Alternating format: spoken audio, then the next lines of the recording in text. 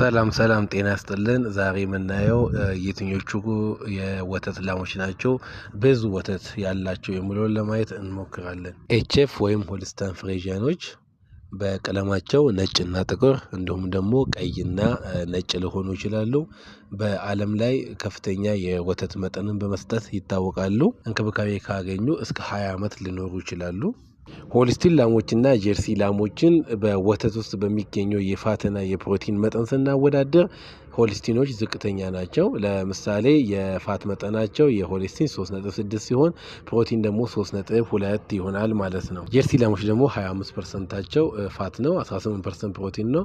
ስለዚህ በጣም ከፍተኛ የፕሮቲን እና የፋት መጠን ያለው ከብት ጀርሲ ነው። ግን ወተታቸው ደግሞ ከሆልስቲን አንፃር በጣም ዝቅተኛ ነው። ጀርሲ በቀለም ቀይ ናቸው፣ ወደ ብራውንም ወደ ቡናማ የሚያደሉ ናቸውና በዓለማችን ላይ በከፍተኛ የቅቤ መጠንን የሚያስገኙ ወይ ደግሞ በትርፋት ያላቸው እነሱ ናቸው።